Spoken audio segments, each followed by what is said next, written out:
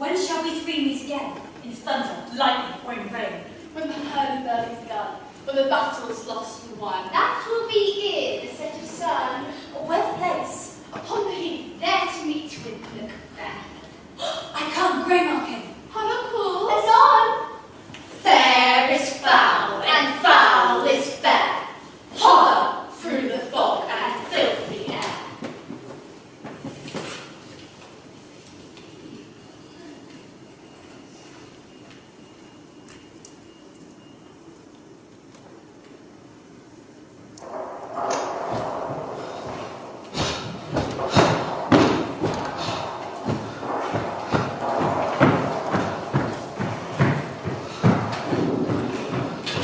What bloody man is that?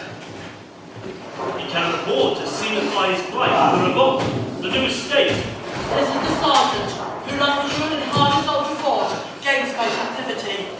Hail, brave friend, take little in the knowledge of the coil, lest thou didst leave it. Doubtful it stood as two spent spirits that do cling together and choke their art. The merciless MacDonald, worthy to be a rebel, thought in that the multiplying villainies of his nature do swarm upon him. From the Western Isles, and kerns and galley glasses is supplied, and fortune, on his damned morals smiling, showed like a rebel's whore, but all's too weak. The brave Macbeth, well he deserves that name. Disdaining fortune with his brandished steel, which smote with bloody execution, served like valor's minion to carve out his passage till he faced the slave, and there shook hands, nor bade farewell to, till he unseated him from the nave to the chaps, and fixed his head upon the battlements. Oh, valiant cousin, worthy gentleman! As whence the sun gives his reflection, shipwrecking storms and direful thunders break. From the direction whence comfort seems to come, discomfort swells. Mark, King of Scotland, mark, no sooner justice had, with valour armed, compelled these skipping kerns to trust their heels, but the Norwegian lord, surveying vantage of furbished arms, and fresh supplies of men, began a fresh assault. Dismayed that this not our captains, Macbeth and Banquo? Aye, aye! As the sparrow the eagle, or the hare the lion. If I say sooth, I must report they risk cannons overcharged with double cracks. So they doubly doubled strokes upon the foe, and whether they meant to bathe in reeking wounds, or memorize another Golgotha, I cannot tell. Oh, but I am faint. My gashes cry for help. So will thy words be comely, as thy wounds, they smack them on a both. Go, get him surgeon. Who comes here? To where the day of loss. The hasten to his eyes, so should he look that seems to speak things strange. God save the king. Whence camest thou, worthy thane? From fight of great kings, when the Norwegian bands flood the skies, and fan our people cold. Norway himself, with terrible numbers, assisted by that merciless loyal traitor, Thane of Cornwall, began a dismal conflict, till that Alonna's rival, Blackton Crew, confronted them with South comparisons, point against point, rebellious arm against arm, curbing his lavish spirit, and to conclude, the victory belongs us! Hey! Great happiness! That now, Sweno, the Norway's king, craves the position. Nor he deigned in burial of his men to be disinversed at St. Constance, $10,000 to our general use. No more that Thane of Cornwall shall deceive our bosom interest. Go pronounce his specification. And with his former title, greet Macbeth. I'll see it done. What he hath lost, noble Macbeth hath won! Ah!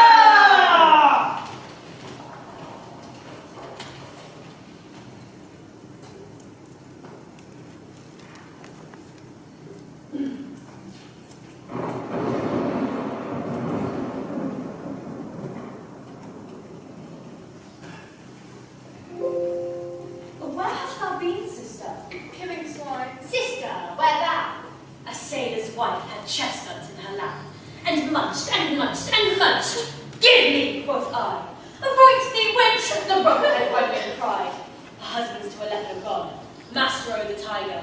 But in a sieve I'll never sail, and like a rat without a tail, I'll do, and I'll do. I'll give thee a win. Thou art kind. And I another. I myself have all the other. And the very ports they blow, all the quarters that they know. Ere the shipman's cargo train be dry as hay, sleep shall neither night nor day. Hang upon his penthouse lid, he shall live a man forbid. Where 7 nights, 9 times 9, shall he dwindle, peak and pine. Though his bark cannot be lost, yet it shall be tempest tossed. Look what I have. Show me, show me. Here I have a pirate's thumb, wept of him, but he did come. A drum! A drum! Macbeth doth come. The weird sisters, hand in hand, coasters of the sea and land, thus do go about, thrice to fly and thrice to mine, and thrice again to make up 9. Peace! The charms wound up. Such a foul and fair day I have not seen. How far's it called to forest? What are these? So withered and wild in their attire that they seem not like the inhabitants of the earth, yet are aught. Live you, or are you all the man they question? You seem to understand me, by each at once her choppy finger laid upon her skinny lips. You should be women, but your beards forbid me to interpret that you are so. Speak, if you can. What are you? All hail Macbeth. Hail to thee, thing of gloves. All hail Macbeth. Hail to thee, fame of Cornwall. All hail Macbeth. Thou shalt be king hereafter. Good sir, why do you start and seem to fear things which do sound so fair? In the name of truth, are ye fantastical? Or that indeed which outwardly you show? My noble partner you greet with present grace and great prediction of noble having and of royal hope. That he does seem rapt withal. To me you speak not. If you can look into the seeds of time and see which grain will grow and which will not, speak then to me, who neither beg nor fear your favours nor your hate. Hail! Hail. Hail!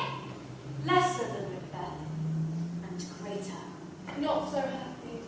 Yet much happier. Thou shalt get kings, though thou be none. So all hail Macbeth and Banquo.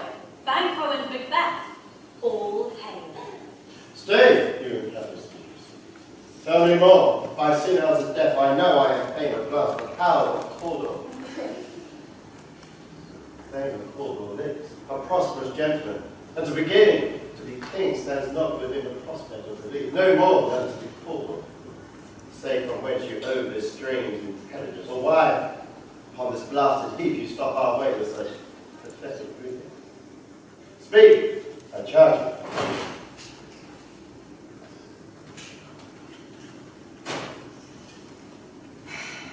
The earth hath bubbles as the water has, and these are of them.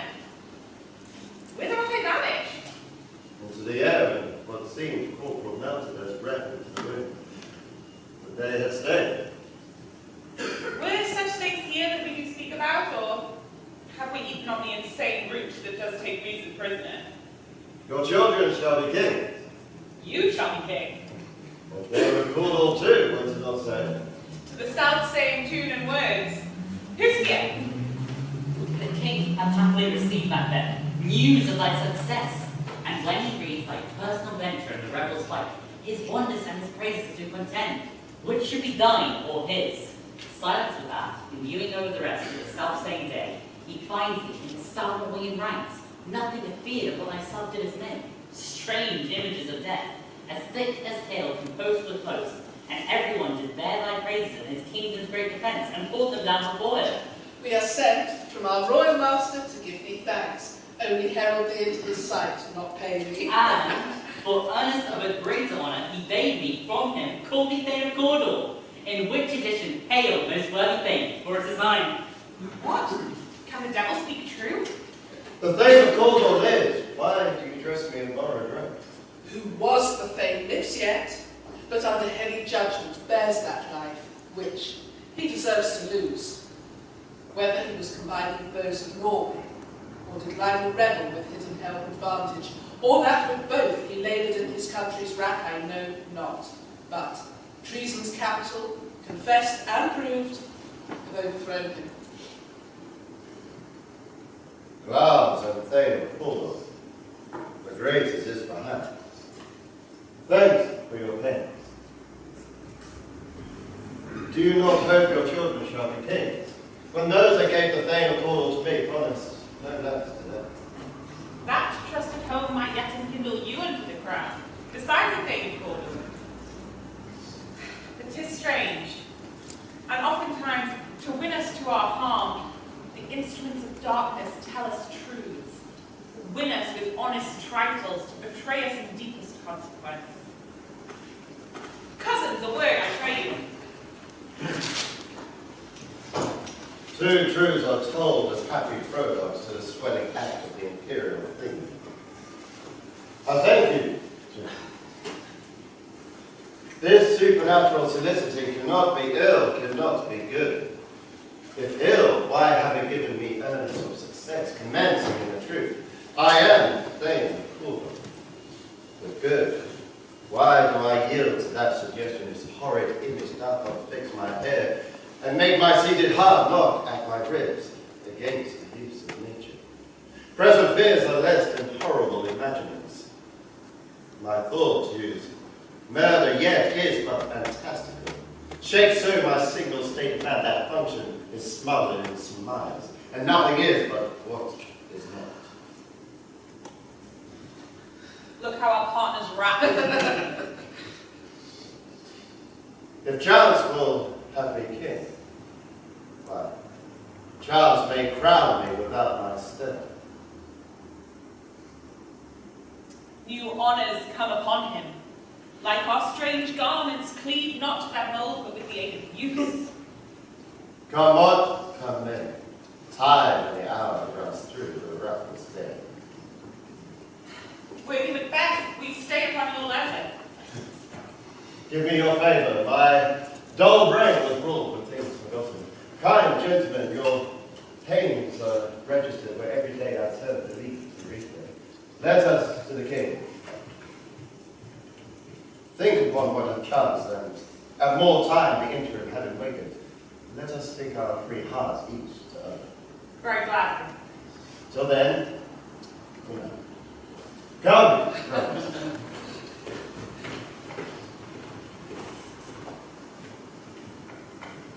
Is execution down on Cawdor? Are not those in commission yet returned? My liege, they have not just come back, but I spoke with one that saw him die, who did report that very frankly he confessed his treason, implored your highness's pardon, and set forth a deep repentance. Nothing in his life became him of believing it. He died as one that had been sullied with his death. To throw away the dearest thing he owed was to earn careless trifle. There's no art to find the mind's construction in the face. He was a gentleman on whom I built an absolute trust. Oh, worthiest cousin, the sin of my ingratitude, even now, is heavy on me. Thou art so far before, that swiftest wing of recompense is slow to overtake it. Would thou hadst less deserved, that the proportion both of thanks and payment might have been mine.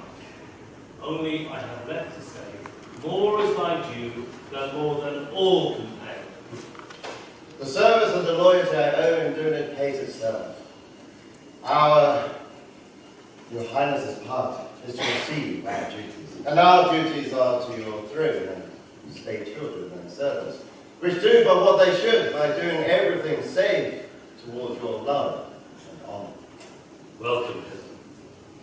I have begun to plant thee, and will labour to make thee full of growing. Noble Banquo, thou hast no less deserved. nor must be known no less to have done so. Let me inform thee, and hold thee to my heart.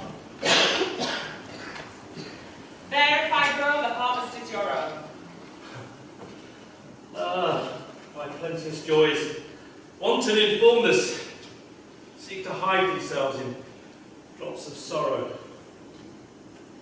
Sons, kinsmen, thanes, and you, whose places are the nearest. No, we will establish our estate upon our eldest, Malcolm, whom we name hereafter the Prince of Cumberland. Hey! Which honour must not unaccompanied invest him only with signs of nobleness, stars, shall shine on all deservers from hence to there, and bind us further to you. The rest is labour which is not used for you. I'll be myself the harbinger and make joyful the hearing of my wife with your approach.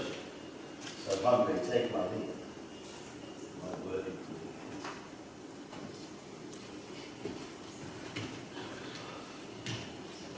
The Prince of Cumberland. That is the step on which I must fall down, or else overleap, for in my way it lies. Stars, hide your fires. Let not light see my black and deep desires. The eye wink at the hand, yet let that be which the eye fears, when it is done to see. True, Lady Banter. He is full so valiant, and in his commendations I am faithful. It is a banquet forward to bid us welcome. It is a peerless kinsman!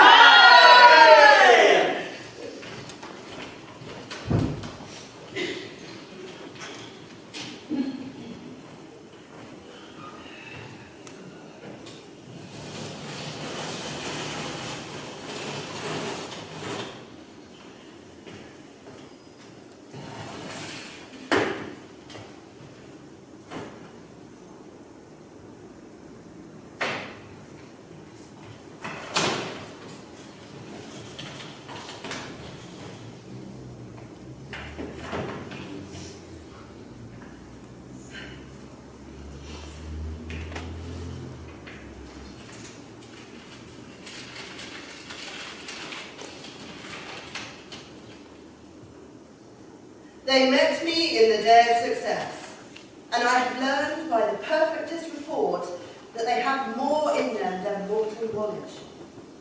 When I burned in desire to question them further, they made themselves air, into which they vanished.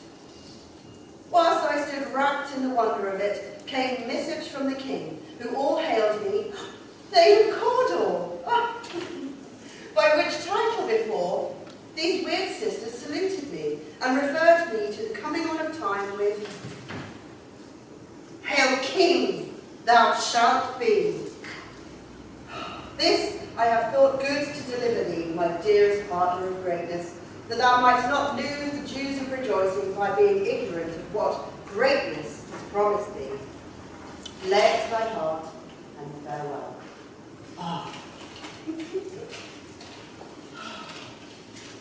Glamis thou art, and Cawdor, and shall be what thou art promised. Yet do I fear thy nature. It is too full of the milk of human kindness to catch the nearest way. Thou wouldst be great, not without ambition, but without the illness should attend it. What thou wouldst highly, thou wouldst holily. Wouldst not play false, yet wouldst wrongly win. Thou'st have great Glamis, that which cries, that thou must do if thou have it, and that which rather thou dost fear to do than wishes, should be undone. Hie thee hither, that I may pour my spirits in thine ear, and chastise with the valour of my tongue all that impedes thee from the golden round, which fate and metaphysical aid doth seem to have thee crowned within. What are your tidings? The king comes here tonight. Thou art mad to say it. Is not thy master with him, who, if If 'twere so, would it be informed for preparation? So please you, it is true. Our fame is coming. One of my fellows hath the speed of him. Almost dead for breath, hath scarcely more than the wake up his nestle. Oh, give him tending. He brings great news. The raven himself is hoarse, that croaks the fatal entrance of Duncan under my documents. Come, you spirits that tend on mortal thoughts. Unsex me here and fill me from the crown to the toe, top full of direst cruelty. Make thick my blood, stop up the access and passage to remorse, that no compunctious visitings of nature shake my fell purpose, nor keep peace between the effect and it. Come to my woman's breasts and take my milk, for gall, you murdering ministers, wherever in your sightless substances ye wait on nature's mischief. Come, thick night, and pour thee in the dullest smoke of hell, that my keen knife sees not the wound it makes, nor heaven peep through the blanket of the dark, to cry, hold, hold!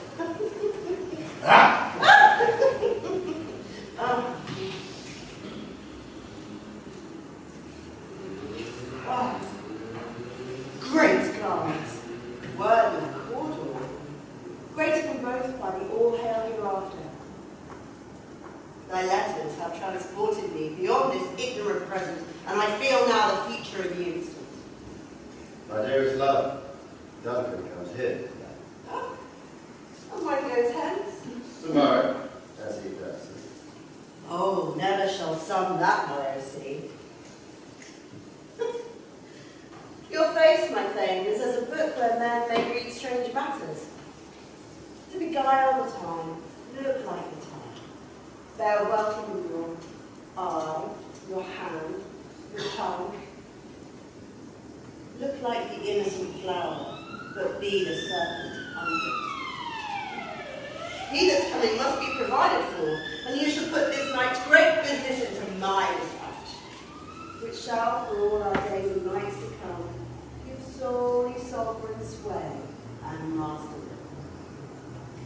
We will speak further. Only ever look up clear, to alter favour is to fear.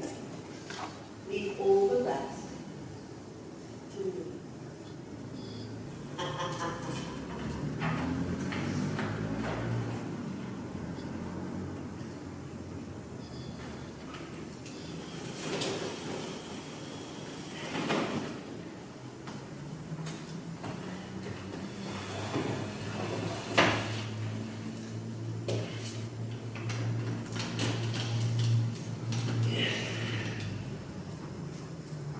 This castle hath a pleasant seat. The air, nimbly and sweetly recommends itself unto our gentle senses.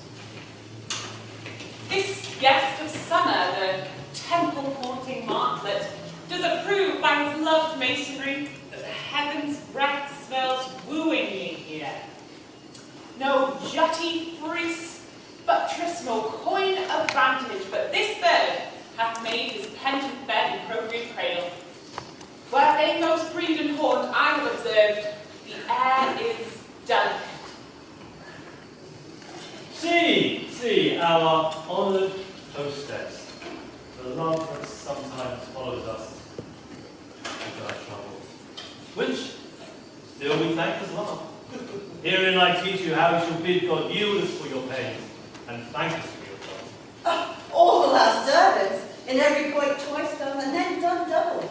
What poor and single business to contend against those honours deep and broad wherewith your majesty loads our house. For those of old, and the late dignities heaped up to them, we rest your hermits. There's a thane of Cawdor. We coursed him at the heel, and had a purpose to be his purveyor. But he rides well, and his great love, sharp as his spur, hath hogged him to his home before us. Fair and noble hostess. We are your guests tonight. Your servants ever have theirs themselves, and what is theirs in common, to make their orders at your highness' pleasure, still to return forever. Give me your hand. Conduct me to mine host. love him highly, and shall continue our graces towards him. By your leave, hostess.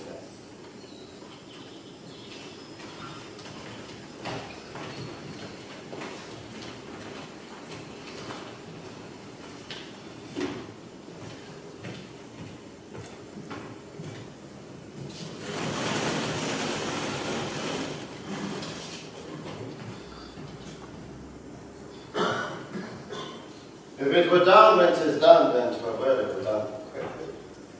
If the assassination could travel up the consequence and catch with his success, that but this blow might be the be-all and end-all here. But here, upon this bank and shore of time, we jump the life to come. But in these cases, we still have judgment here, that we but teach bloody instructions, which return should plague the inventor. The even-handed justice commends the ingredients of our poison chalice to our own lips.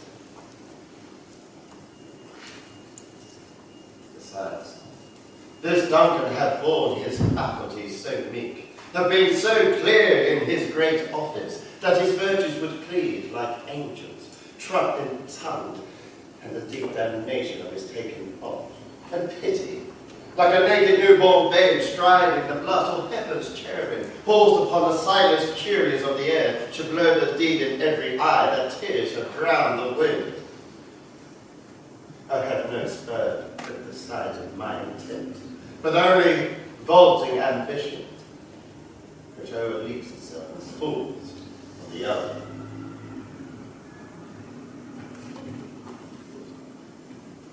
How now, Amiss? You've almost stopped. Why have you left the chamber? Has he answered for me? Have you not? He has. We will proceed no further in this business. He has honoured me of late, and I have brought golden opinions from all sorts of people, which would be worn now in their newest gloss, not cast aside so soon. Was the hope drunk wherein you dressed yourself? And wakes it now to look so green and pale of what it did so freely? From this time, such I count thy love. Art thou feared to be the same in act and valour as thou art in desire? Wouldst thou have that which esteems the ornament of life, and live a coward in thine own esteem? Let it I dare not wait upon I would, like the poor cat in the adage. Prove! I dare do all that may become of them. Who dares do more is none! What beast was then that made you break this enterprise to me? When you durst do it, then you were a man. And to be more than what you would be so much more the man. Nor time nor place did then adhere, but then you would make both. They have made themselves, and yet your fitness now does unmake you. I have given suck and know how tender it is to love the babe that milks me. Yet I would, whilst it was smiling in my face, have plucked my nipple from its boneless gum and dashed the braids out, had I so sworn to you as you have done to this. If we should fail. We fail? But screw your courage to the sticking place, and we'll not fail. When Duncan is asleep, whereto the rather his hard day's journey sounds will invite him. His two chamberlains will I with wine and wassail so convince the memory that order of the brain shall be a few, and the receipt of reason a limbeck only. And when in swinish sleep they lie as in a death, what cannot you and I perform against the unguarded Duncan? What not put upon his sponge officers, who shall bear the deed of our great vow? Bring forth men and children only, for thy undaunted metals compose nothing but males. Will it not be received when we have marked with blood those sleeping too of his own chamber, and use their very daggers that they have done? Who dares receive another? Well, we shall make our griefs and clamours war upon his death. I am settled, and bend up each corporal agent to this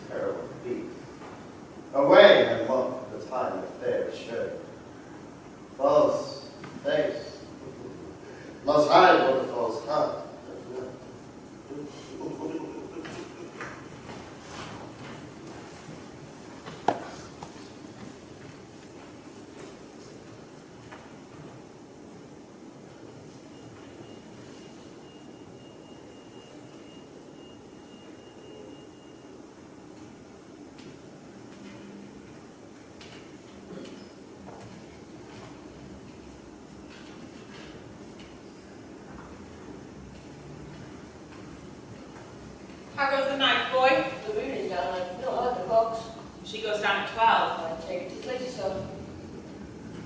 Hold, take my sword. There's husbandry in heaven. The candles are all out. Take these out, too.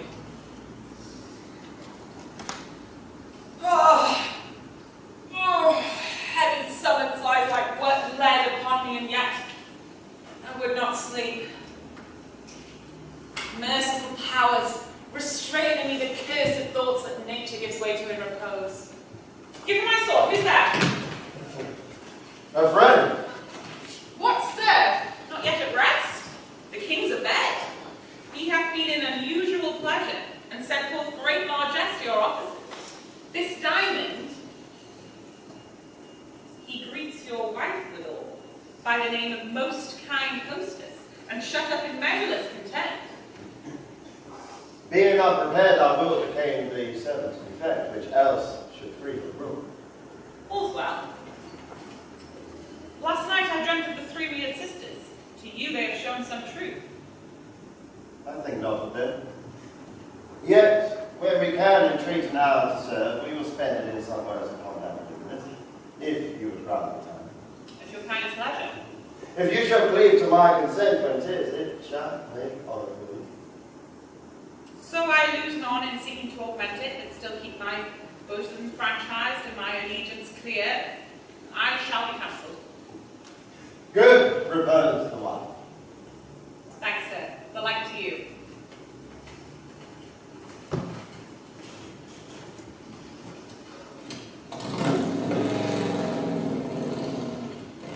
Go bid thy mistress, sir. When my drink is ready, she struck upon the bell.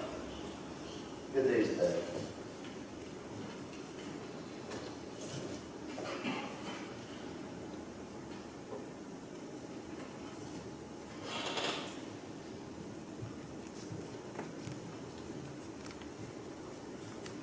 Is this a dagger which I have seen before?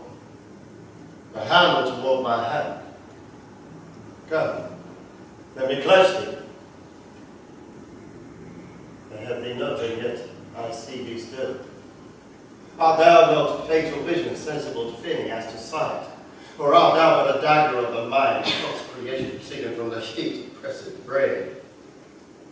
I see thee yet in form as palpable as this which now I draw.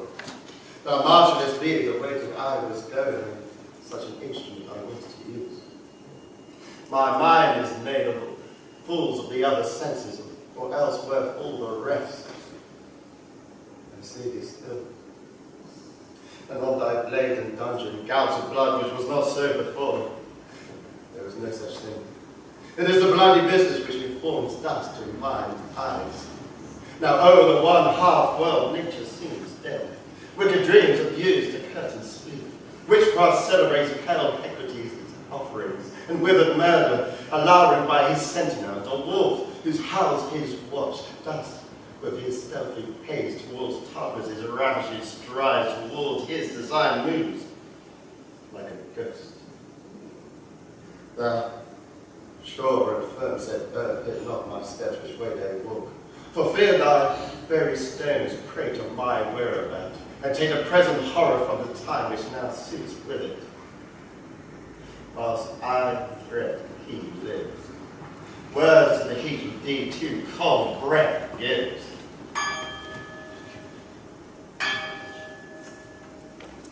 I go, and it is done.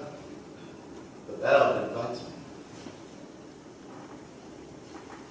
Hear it not, Duncan, for it is a knell that summons thee to heaven, or to hell.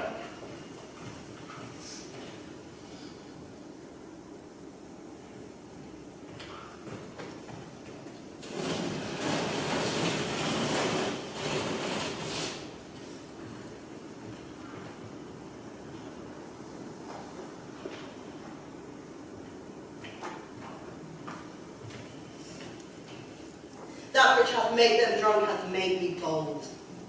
What hath quenched them hath given me fire. Hark! Oh, peace. 'Twas the owl that shrieked, the fatal bellman that gives the sternest good night. He is about it. The doors are open and the surfeited grooms do mock their charge with snores. I have drugged their posits. The deaf and more nature do contend about them, whether they live or die. Who's there? I'm afraid I have awaked and 'tis not done. Contempt and not the deacon founds us. I laid the daggers ready, you cannot miss them. Had he not resembled my father as to slept, I'd have done.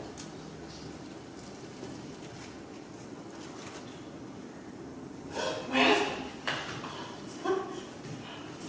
I have none, indeed. Dost thou not hear enough? I heard the owl scream and the crickets cry. Did you not speak? When? Now. As I descended. I. How? Who lies in the second chamber?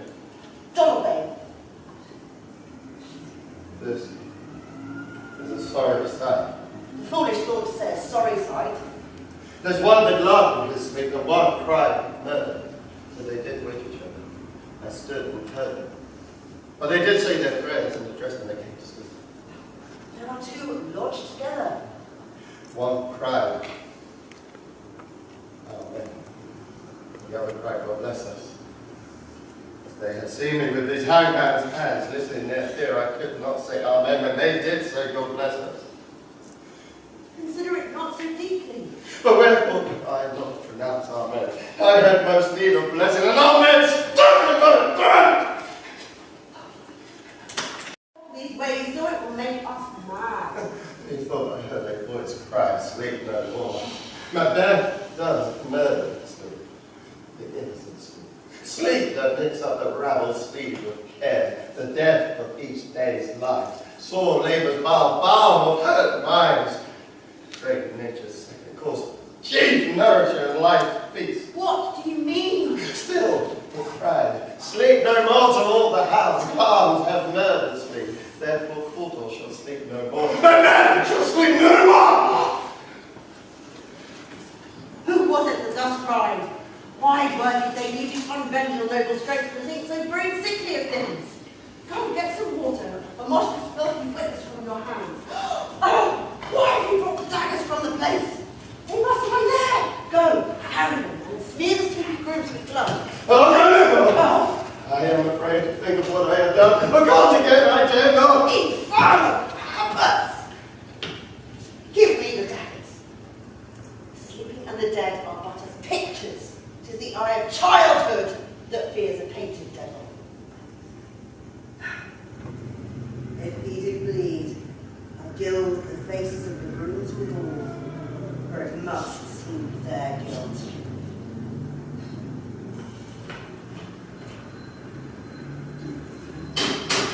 Whence is that looking? How's it with me when every noise appalls me? What hands are here? They pluck out my head! For great natures is ocean washed this blood clean from my hand. No. This my hand would rather the multitudinous season colour than make him a green one red. My hands are of your colour, but I shame to wear a heart so white. I'm knocking at the south entry. Retire me to our chamber. A little water clears us of this deed. How easy is it then? Your constancy hath left you unattended. Or not you.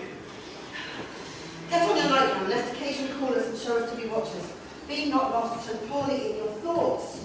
To know my deed, to best not know myself. Away, Duncan, with my name. I would.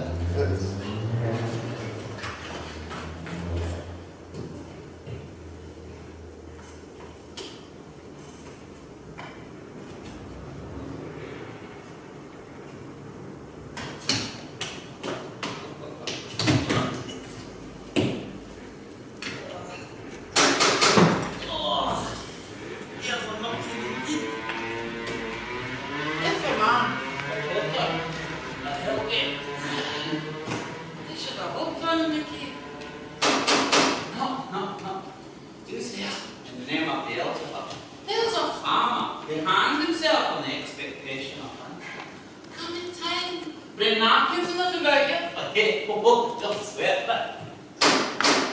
No, who's there? The other devil's name. Say, here's an equivocator.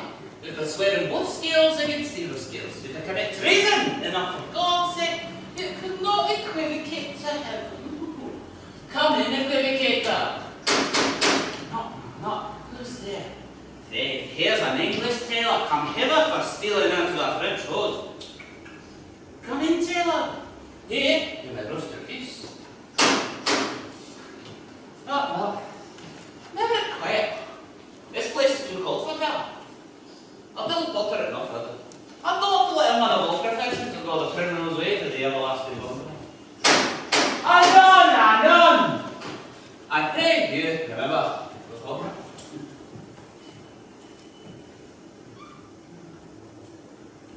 Was it so late, Fred? Now you went to bed and you lie so late. Yes, sir. We're cruising till the second cup, and drink, sir, is a provoker of 3 things. What 3 things does drink especially provoke? Marry, sir, nose painting, sleep and urine. Lechery, sir, provokes and unprovokes. It provokes a desire, but takes away from performance. Therefore, much drink may be said to be able to be capable of lechery. It makes him a bit embarrassing. Takes him off and sets him on. Persuades him, disheartens him, makes him ask. Stand to and that, not stand to. In conclusion, equivocates him in his sleep and giving him the lie. There's him. I think drink gave me the lie last night. Oh, it is in the very throat of me. Very quickly for his lie. And I've been being too strong for him. Though he took my legs on him. And I did you. Is my master stirring? Knocking at the waiting. Here he comes. Oh, good morrow, noble sir. Good morrow, man.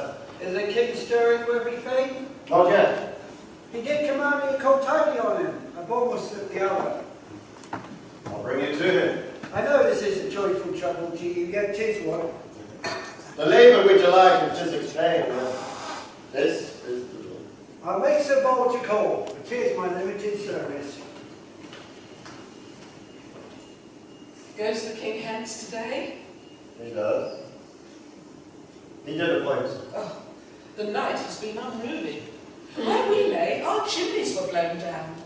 And as they say, lamentings heard in the air, strange screams of death, prophesying, with accents terrible, of dire combustion and confused events, new hatched to the woeful time. The obscure birds clamoured the livelong night. Some say the earth was feverous and it shake. 'Twas a rough night. Oh, my young remembrance cannot parallel a fellow to it. Oh, hi! Come the hawk and not conceive nor envy. What's the matter? Confusion has made his masterpiece. Most sacrilegious murders broke open the Lord's anointed temple, and so wrecked life in a building. What is it you say? The light? Meaning His Majesty. Out your chamber and destroy the site with a new gorging. Do not bid me speak, see and speak yourselves. Ring the alarm bell! Murder, treason, Malcolm, banquet, Dalloway, awake! Shake off this downy sleep death's counterfeit and look on death itself! Up and see the great doom's image! Malcolm, banquet! As from your grave, rise up and walk like sprites and countenance this horror! Ring the bell!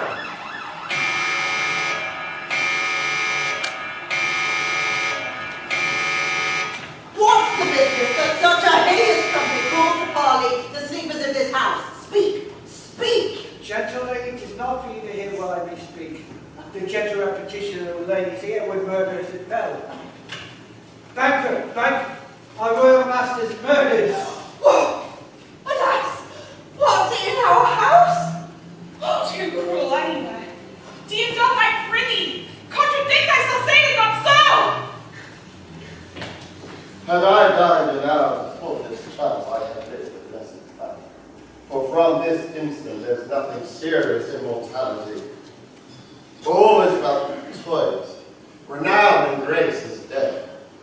The wine of life is drawn, and the mere lees has left his vault to brag on. What is amiss?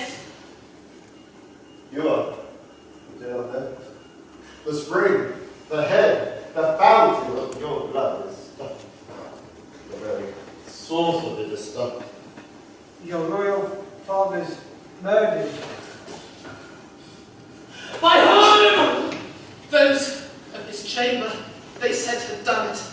Their hands and faces were all badged with blood, as were their daggers, which, unwiped, we found upon their pillows.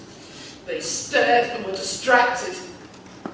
No man's life was to be trusted with them. Oh yes, I do repent me of my fury, that I did kill them. Wherefore did you so? Who could be wise, amazed, temperate and furious, loyal and neutral in a moment? No man! The expedition of my violent love outrun the pause of reason. Here lay Duncan, his silver skin laced with his golden blood, his gashed stab looked like a breach in nature for ruins its wasteful entrance. There, the murderers steeped in the colours of their trade, their daggers unmannerly breached with gold. Who could refrain but had a heart to love, and with that heart, courage to make love known? Oh, help me hence! Oh! Look to the lady! Oh, look to the lady.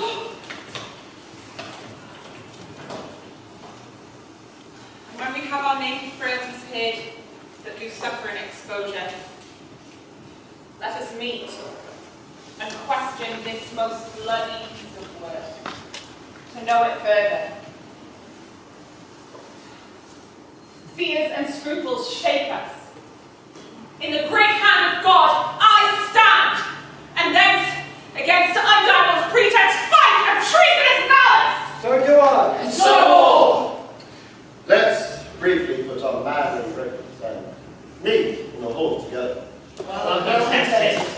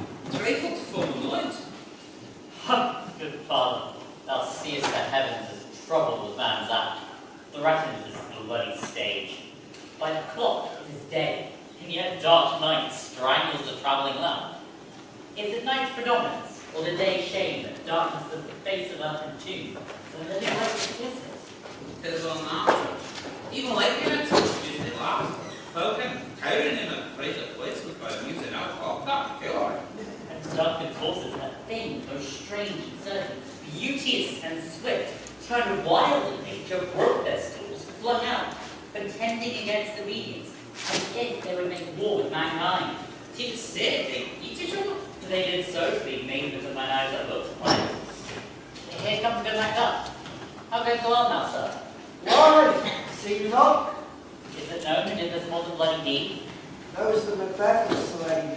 Alas the day, what good could they defend? They were supported. Malcolm and Donovan, the king's two sons, had stolen away and fled, which puts upon them suspicion of the deed. For some conviction that will happen us now anyway to eats. Then it is most likely the soldier will fall upon Macbeth. He is already named and got to scheme to be invested. Where is Duncan's body? Carried to Coldkill, the ancient storehouse of his predecessors and guardians of their bones. Will you this do? No concern. Out to fight. Well, I will do that. Well, may you see things well done here. Adieu, lest our road sit easier than I knew. Farewell, Father. God's medicine be with you now, for those who should make up for life and friend of foe.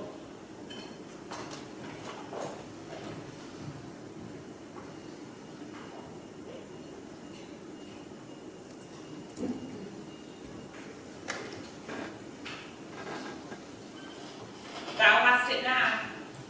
King Cawdor Glamis, all as the weird women promised. And I fear thou playest most foully for it.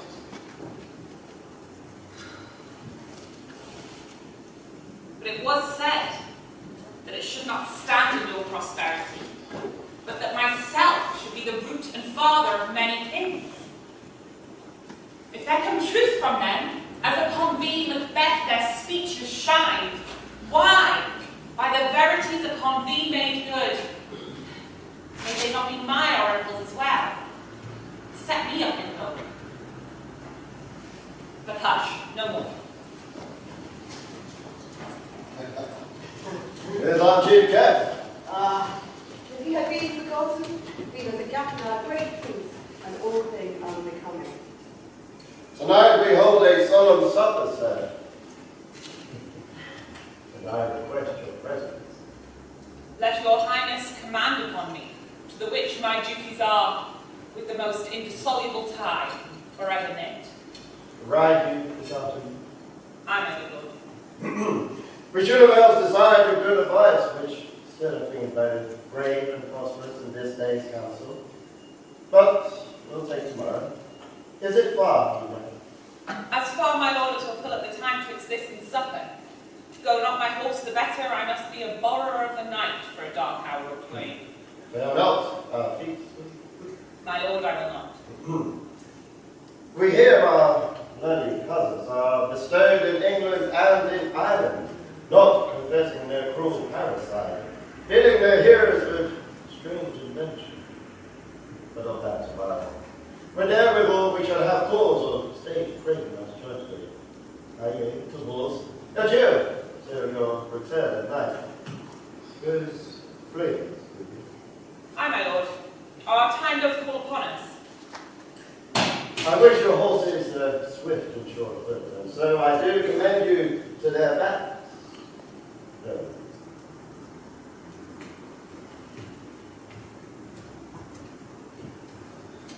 Let each man be master of his time till 7 at night.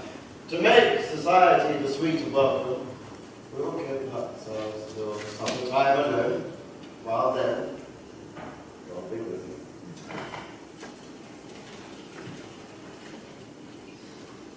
Sirrah! A word. Attend those men out there. Bluesky? Bring them before us.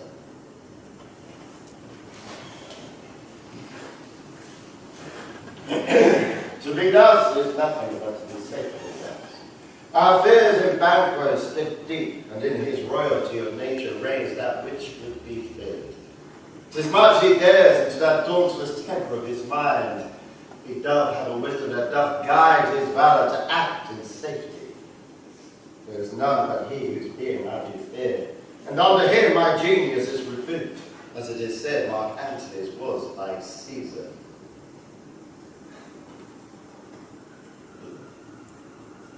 And if Banquo is issued, have I filed my mind, thence to be erased with an unlineal hand, no son of mine succeeding.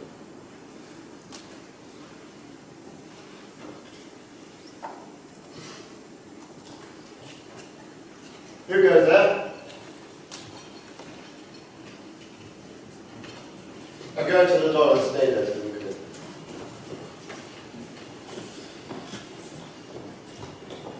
Was it not yesterday we spoke to him? It was, so please your Highness. Well then, now have you considered of my speeches, know that it was he in the times past which held you so under fortune, which you had thought of being our innocent son. This I made good to you in our last conference, past information with you, how you were born in hand, how crossed the instruments which wrought with them, and all things else that might to half the soul and to a notion craves to say, thus did it happen. You made it known to us. I did so. And went further, which is now our point of second meeting. Do you find your patience so predominant in nature that you could let this go? Are you so gospel to pray for this good man and for his issue, whose heavy hand have bowed you to the grave and beggared yours forever? We are made by these. I, in the castle, Here go for men, as hound, greyhound, mongrel, spaniels, hares, shawls, water rods, and demi wolves are clad all by the name of dog. The valued file distinguishes the swift, the slow, the subtle, the housekeeper, the hunter, each one according to the gift which bounteous nature hath in him clothes, whereby he does receive particular additions from the bill that writes the full life. And so, of them. Now, if you have a station in that file, not in the worst ranks of matters, say it. And I will put that business in your bosom, whose execution takes your envy on, who grapples you to the heart and love of us, who wear our help but sickly in his life, which in his death was perfect. I am one, my lord. One of the blows and buffets of the world have so incensed me that I am reckless to spite the world. Am I another, so weary with disasters, tugged with fortune, I take my life on any chance of making or being rid of it? Both of you know Banquo was your enemy. True, my lord. So is he mine, and in such bloody distance that every moment of his life thrusts against the nearest of my life. And though I could, with bare day's power, sweep him from my sight and bid my will about him, yet I must not. For certain friends that are both his and mine, whose loves I must not drop, but where his fall, do I myself strike down. And then it is that I to your assistance do make, mask in the business from the common eye for sundry faith. We are resolved, my lord. Well, alive. Your spirit shall be true. Within the hour at most, I will advise you where to place yourselves. Acquaint you with the perfect spire of the time and then on, for it must be done tonight. And something from the palace always thought that I require clearance. And with him, to leave no rubs nor botches in the world. Fleers is the son that keeps him company, whose absence is no less material to me than is his father's, that must embrace the fate of that dark hour. Resolve yourselves apart. I'll come to you anon. We are resolved, my lord. Now call the body straight. Abide the truth.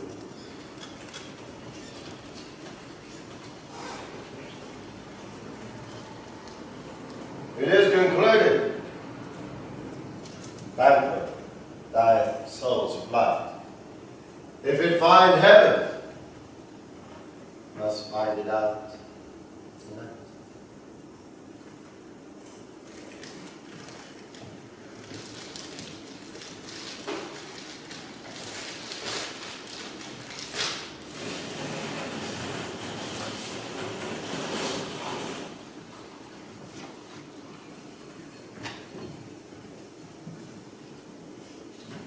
Is Banquo gone for court? Aye, madam, but returns again tonight. Say to the king I will attend his leisure for a few words. Madam, I will.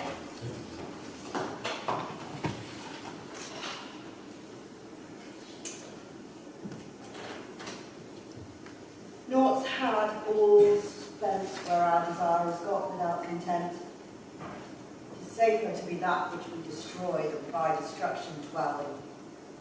Doubtful joy. Oh, how now, my lord? Why do you keep alone? A sorrowous fancies your companions making, using those thoughts which indeed should have been died with them to think on. Things without all remedy, should be without regard. What's done is done. We have scorched the snake, not killed it. She'll close and be herself whilst our poor mouse remains in danger of her falls too. But let the frame of things destroy it, both the world to suffer. Here we will eat our meals in fear and sleep in the affliction fiction of these terrible dreams that shake us nightly. Better be with the dead, whom we to gain our peace have sent to peace, than on the torture of a mind that lie in reckless ecstasy. Duncan is in his grave. After life's fitful fever, he sleeps well. Treason has done his work. No still, nor poison, malice domestic, nothing can touch him further. You must need this. And so shall I. And so, I pray you, let your remembrance apply to Macbeth. Present him enemies, both with eye and tongue. Unsake the while that we must lave our honours in these flattering streams, and make our faces visits to our hearts, disguising what they are. Oh, you must need this. Oh, full of scorpions is my mind, dear one. Thou knowest that Banquo and his flames lives. Put in them nature's copy not a turn. Discounted yet. They are assailable, and be down to curse. Here the bat that flowed his cloistered blood. Here to black Hecate's his summons the sharp-born Peter with his drowsy hums have wrung night's yawning hill. There shall be done a deed with dreadful note. What's to be done? The innocent of the knowledge there is shown, till thou all believe. Come, Queen. Scarf off the tender eye of pitiful day, and with thy bloody and invisible hand cancel and tear to pieces that great bond which keeps me pale. Light figures, and a crow makes wing to the rooted wood. Good things of day begin to droop and drowse. Whilst night's black agents to their praise do rise. A marvelous are my words, but wholly still. Things bad begun make strong themselves by ill. So prithee, go with me.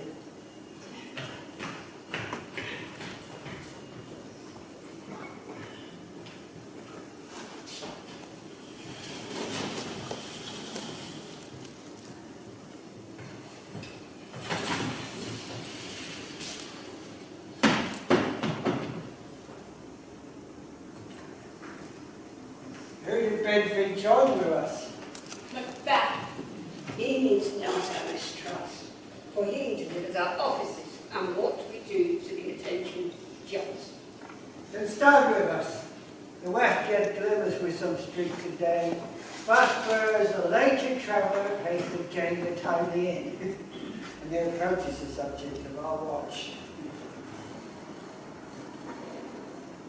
Ah, I hear horses. Give us a light there, ho! And 'tis he, and the rest are within the note of justice, are already in the court. Horses go about. Almost a mile, but he does usually, so all men do, from head to palace gate, make it their walk. A light, 'tis he. Stand to it. It'll be rain tonight. Let come down! Treachery! Fly, Macbeth! Fly! That means revenge! Yeah. Oh, slave! Who did strike up the lights? Was it not away? There's one but down, Seventh Place. We have lost the best part. Well, it's away. See how much it's done.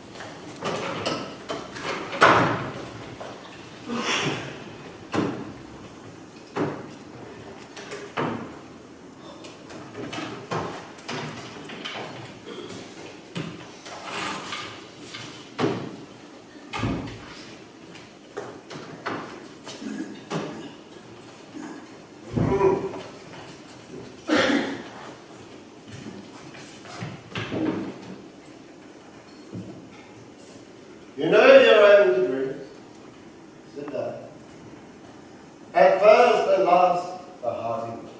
Thanks to your majesty. Ourselves will mingle with the society and pay the humble host. Our hostess, deep hostess. But in best time we will require her welcome. Pronounce it for me, sir, for my heart speaks to my friends that they are welcome. See, they encounter thee with their hearts, thanks. Both sides are even.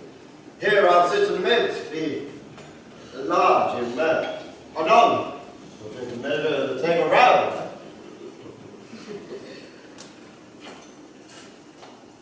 There's blood on their face. 'Tis Banquo, then. It's better thee without than he within. Is he dispatched? Aye, my lord, his throat is cut. That I give for him. Thou art the best of cutthroats. Yet he's good, he did the life of friends. If thou didst it, thou art the non-friend. Most royal sir, fluent estate. Then comes my fit again. I had else been perfect, whole as the marble, founded as the rock, as broad and general as the casing hair. But now I am cabined, cribbed, confined, bound into saucy doubts and fear. A Banquo's set. Aye, my lord, say really did she bite, with 20 gashes in his head.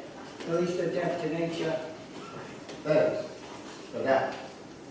There the grown serpent lies, the worm that fled of nature's that in time will then breathe. No teeth for the present. He be gone. Tomorrow we'll hear ourselves again. My royal lord, you do not give the cheer. Sweet remembrance of that. Thy good digestion weighs on appetite and health on that. May it please your highness sit. Here have we now our country's honor root, with the graced person of our admiral present, who may I rather challenge for unkindness than pity for His absence, sir, lays blame upon his promise. Please at your highness, the grace of the royal company. the table's full. But here is a place reserved, sir. Where? Here, my good lord. What is it that moves your highness?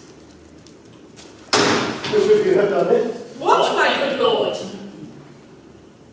Thou canst not say I did it. Never say that going out to me! Gentlemen, rise. His highness is not well. Oh, no, sit, my good friend. My lord is often thus, and hath been from his youth. Pray you keep seat. The fit is momentary, and upon a thought again he will be well. If much you note him, you will offend him and extend his passion. Feed, and regard him not. Are you a man? Aye, and a bold one that dare look on that which might appall the devil. Oh, stop! This is the very painting of your fear. This is the air-drawn dagger which you said led you to Duncan. Why do you make such faces? When all's done, you stir them upon a stool. Really? See! Look, behold! Look, oh! I'll say you. Why, what care I, if thou can not speak too? If John our houses and the great must send those that we bury back, how monument shall be no more of kites? Quite unmarried folly. Right, and here I saw him. Shame. Blood hath been shed here. In the olden time, here she makes statute hers, the gentle will. Aye, and since too. Murders have been performed too terrible for the ear. The time has been when the brains were out, the man would die, and there an end. But now they rise again with 20 mortal crowns on them and push us from our stone. This is more strange than such a murder is.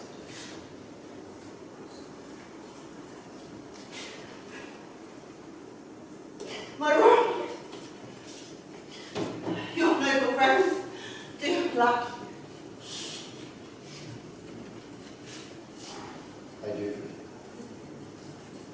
Do not muse at me, my most present grace. I have a strange infirmity which is nothing to those that know me. Come, love and help to all.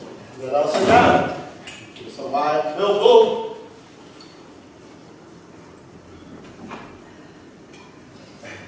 I drink to the general joy of the whole table, and to our dear friend Bankman, whom we miss. Would he were here, all and here with us and all to all. Our duties and the pledge. Come on! You quit my sight! That the earth height thee, thy bones are marrowless, thy blood is cold. Thou have no speculation in those eyes, but thou dost gladden. Think of this compares as a thing of custom, 'tis no other, for he spoils the pleasure of the time.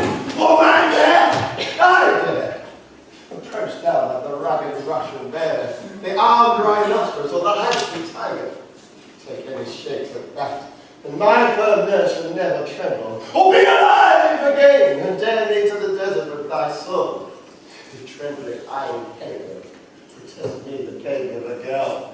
Hence, horrible sign on real mockery head!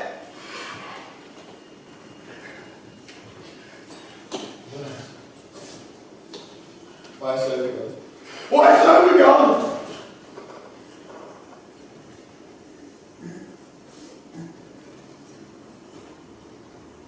I am out again. Where are you? Sit still. Have broke the meeting. Displays the mirth with most admired disorder. Can such things be?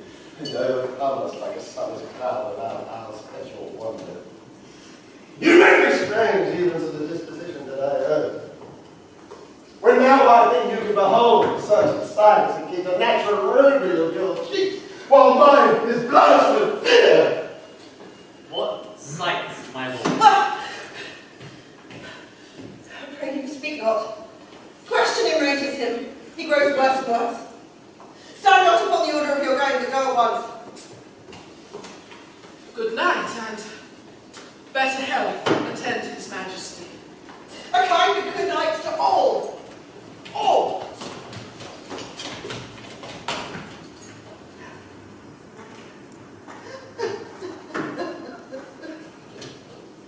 It will have blood, they say. Blood will have blood. Stones have been known to move and trees to speak, and augurs and understood relations had by men and pies and churls or roach brought forth the secret as man of blood.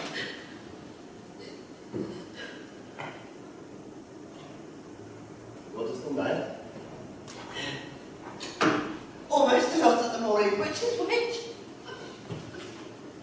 How sayest thou then that dove denies his person at our great bidding? Did you send to him, sir? I hear it by the way. But I will send. There's not a one of them but in his house I keep a servant feed. I will tomorrow, and betimes to the weird sisters. More shall they speak, for I am bent to know by the worst means the worst. For mine own good all causes shall give way. I am stepped in blood so far that should I wade no more, returning where it's tedious as go over. Strange things I have in head that will to hand, which must be acted ere it may be scanned. You lack the season of all natures. Sleep! Come. Not to sleep. My strange and self-abuse is the initiate fear that was our abuse. We are but young indeed.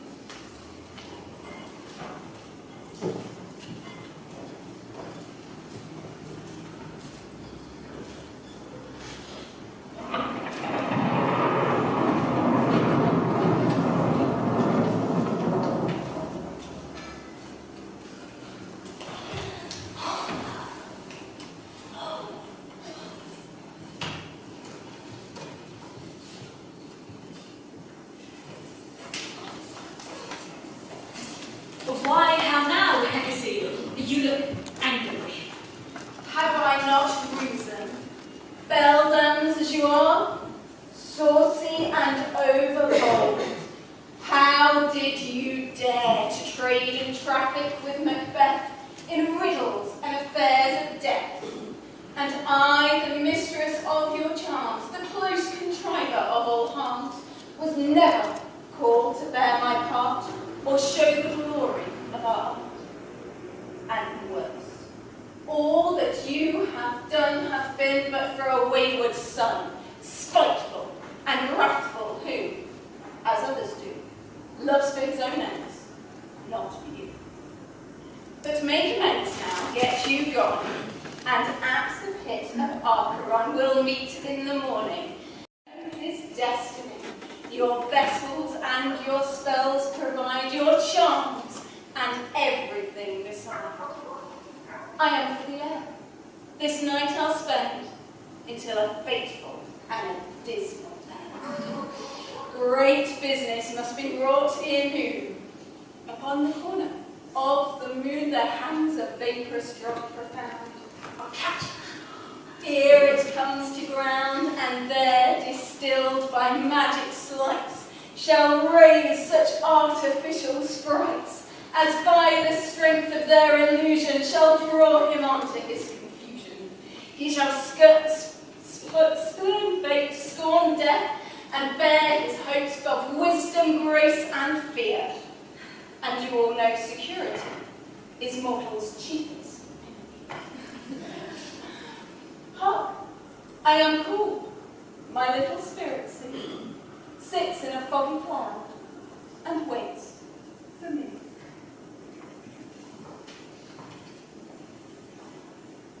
Come, let's make haste. She'll soon be back again.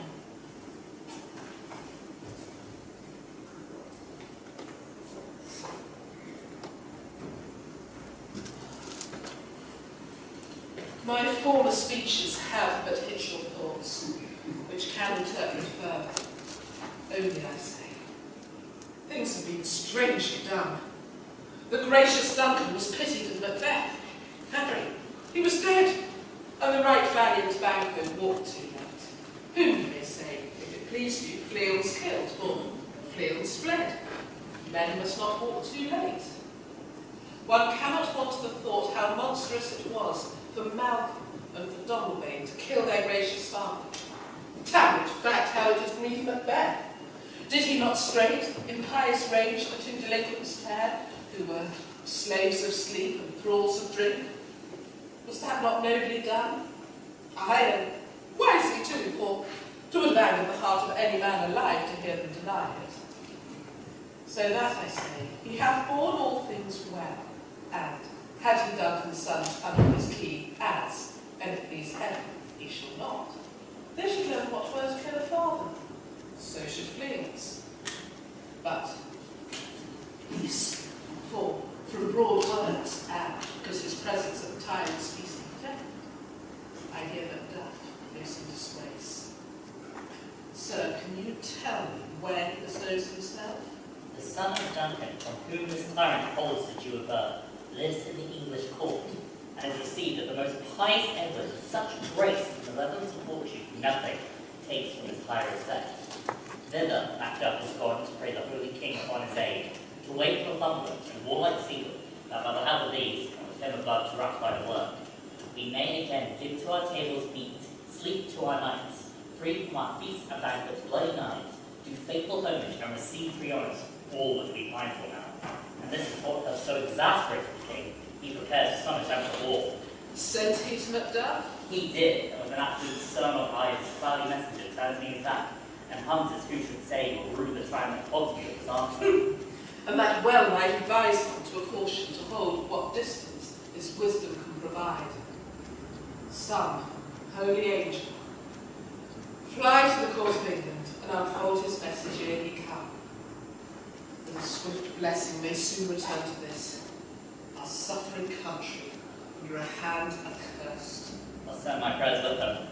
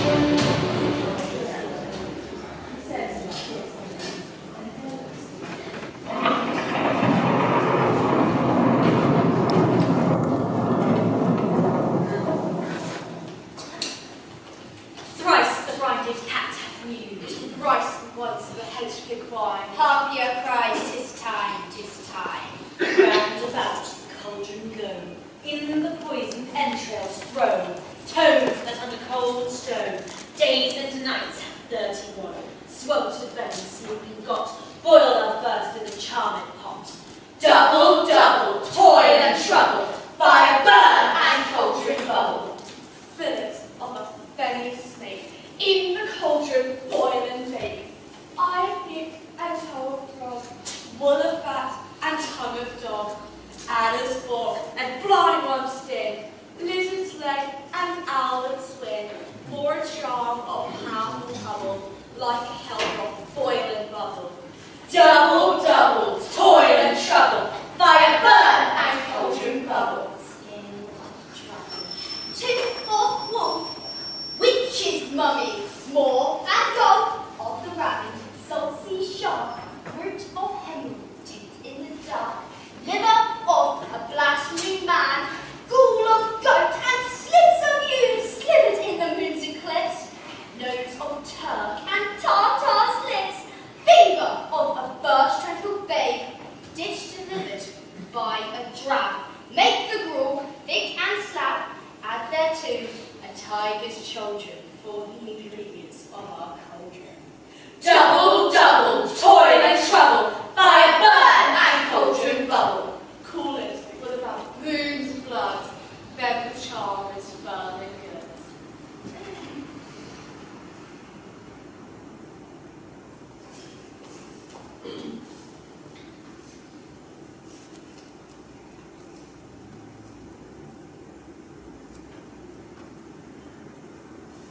Well done. I commend your pains, and everyone shall share in the games. And now about the cauldron sing, like elves and fairies in a ring, enchanting all that you put in.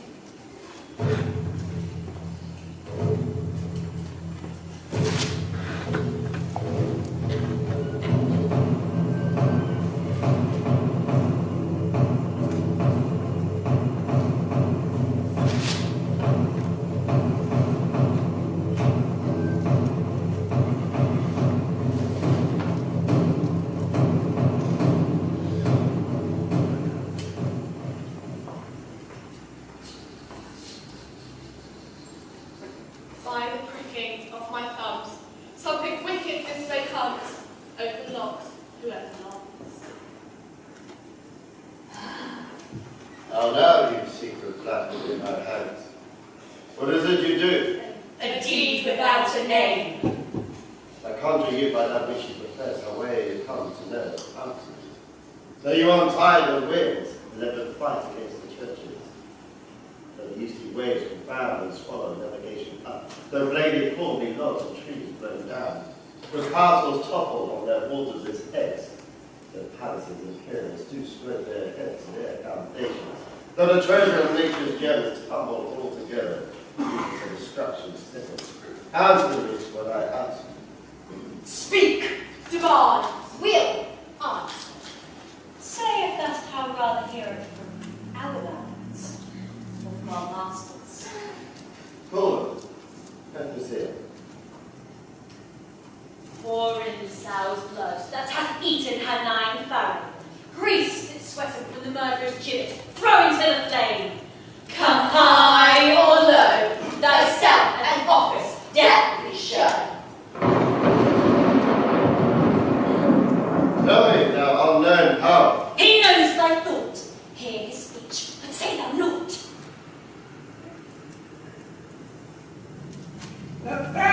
Macbeth, beware the dust, beware the stain of vice.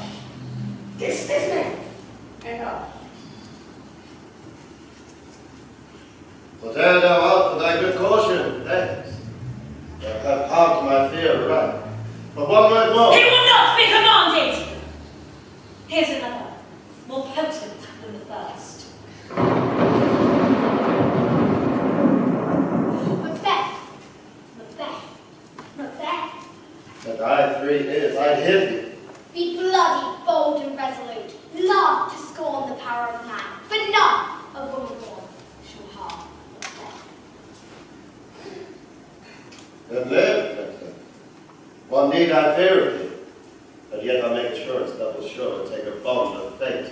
Thou thou shalt not live, that I may tell pale-hearted fear it lies, and sleep in spite of envy. What is this that rises like the issue of a king, and wears upon his baby drowned around and top of sovereignty? Listen, but speak not to it.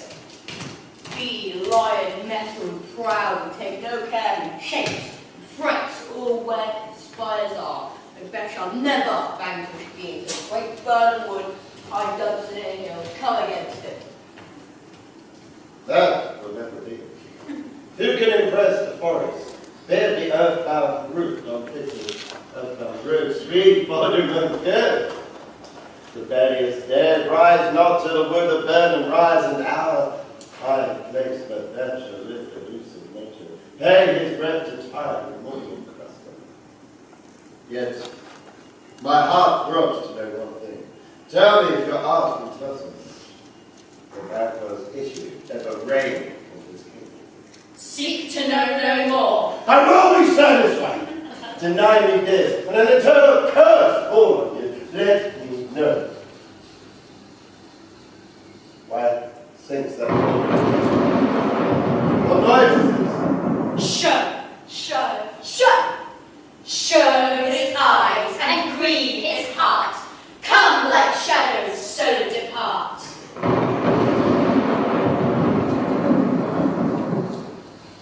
Thou art too like the spirit of Banquo. Down! Thy crown does sear mine eyeballs, and thy head. However, gold-bound brow is like a thirst. Hers is like a thirst. Fill me, hands, why do you show me this? The full, starred eyes, would its line stretch out to the crack of doom?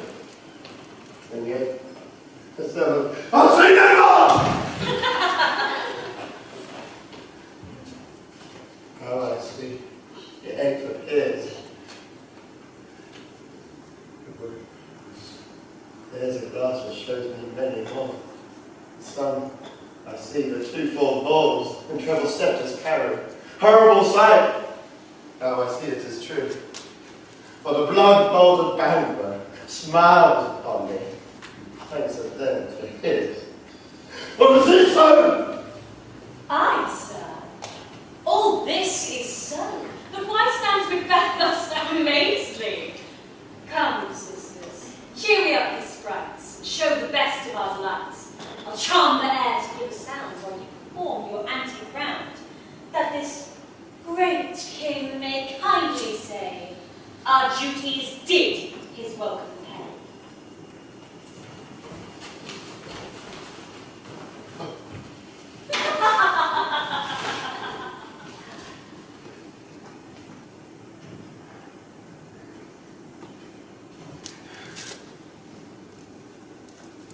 Where are they? Gone? Let this pernicious hour stand I accursed in the calendar. Come in, without men.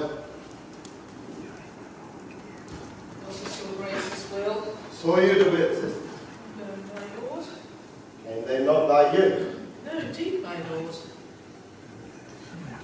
Infected be the air whereon they ride, and damn all those that trust them. I did hear the galloping report. Who was it that came back? 'Tis still free, my lord, who bring you word. Macduff is fled to England. Fled?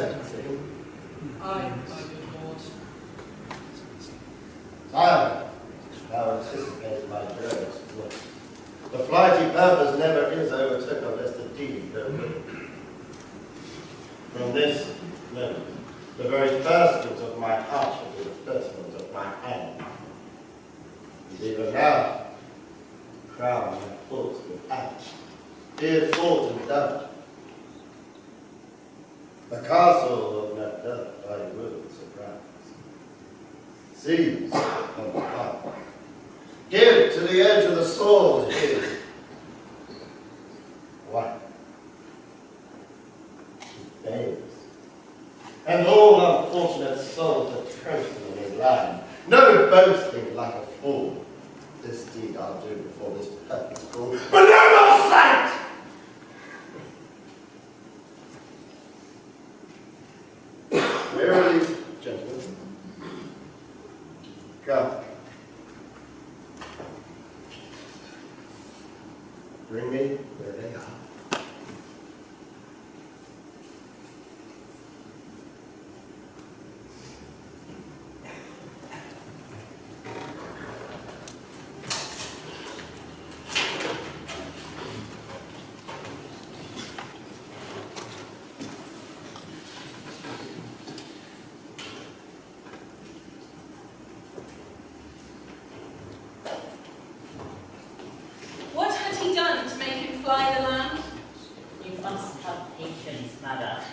He had none. When our actions do not, our fears make us traitors. You know not whether it was his wisdom or his fear. Wisdom? To leave his wife and his babes, his mansions and his titles, in a place whence he himself does fly. He loves us not. He wants the natural touch. For the poor wren, the most diminutive of birds, will fight her loved ones in the nest against the owl. All is the fear and nothing is the love, where the flight so runs against all reason. My dearest coz, I pray you, school yourself. But for your husband, he is noble, wise, judicious, and best knows the fits of the seasons. I dare not speak much further, but cruel are the times when we are traitors, and do not know ourselves, but more brimmer what we fear, and yet not know what we fear, but float on a wild and violent sea, each playing none. I'll take my leave. Shall not be long, but I'll be here again. Things at the worst will cease, or else climb upward what they were before. My pretty cousin, blessings upon you. Fathered he is, and yet he's fatherless. And so much true. Should I say any longer, be my disgrace and your discomfort. I take my leave at once. Sarah, what will you do now? How will you live? As birds do, Mother. What, with worms and flies? With what I get, I mean, and so do they. Poor bird. Thou'dst never fear the net, nor the line, the pitfall, nor the gist. Why should I, Mother? Poor birds they are not sent for. My father is not dead for your sake. Yes, your father is dead. How wilt thou do for a father? Nay, how will you do for a husband? Why? I could buy me 20 at any market. Then you'll buy and sell again. Thou speakst with all thy wits, and yet, in faith, with wit enough for thee. Was my father a traitor, Mother? Aye, that he was. What is a traitor? Why, one that swears and lies. And be all traitors that do so? Everyone that does so is a traitor and must be hanged. And must they all be hanged that swear and lie? Everyone. Who must hang them? The honest man. Then the liars and swearers are fools. There are liars and swearers enough to beat the honest men and hang up them.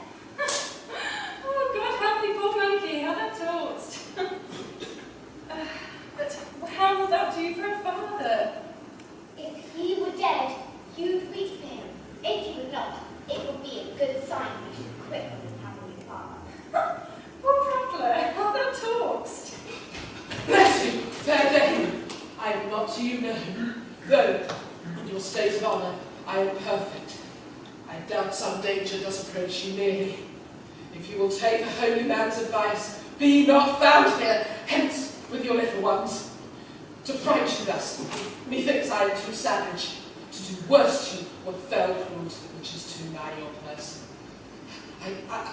I dare abide no longer. Heaven preserve you!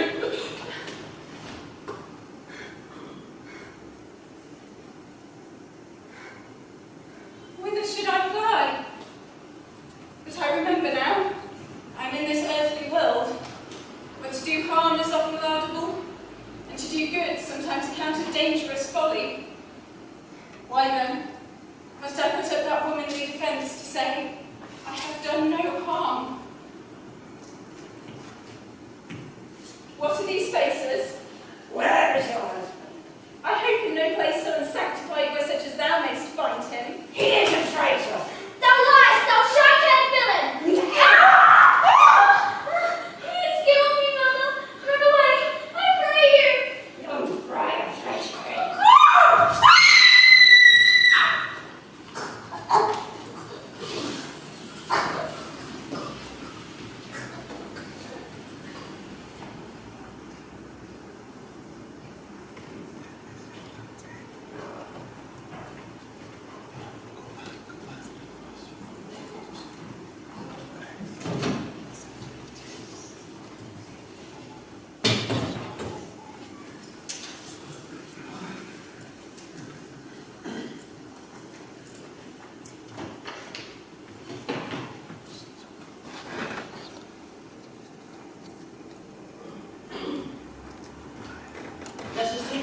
desolate shade in there. Pass out was Rather old-fast immortal sword. Like in men, bestrides a downfall and burden. Each new morn, new widow's howl, new orphans cry, new souls strike heaven on the face, as it resound, as if it felt with Scotland, yelled out the syllable of dollar. what I believe, I'll wail. What no believe, what I can redress. As I shall find the time to, friend, I will.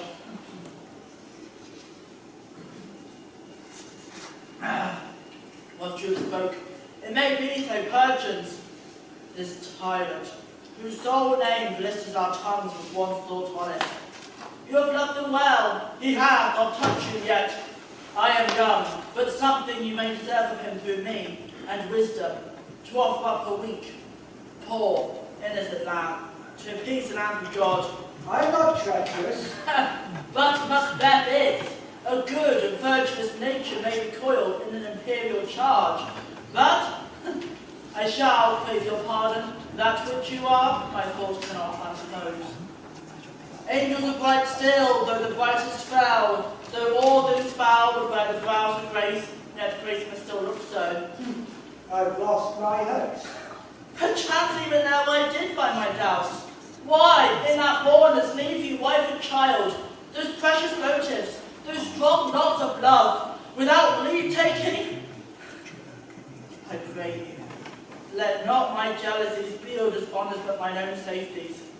You may be rightly just, whatever I shall think. Flee, poor country. Great tyranny, no vow thy grace is sure, for goodness dare not check thee. Where vow thy wrongs, the title is a fear.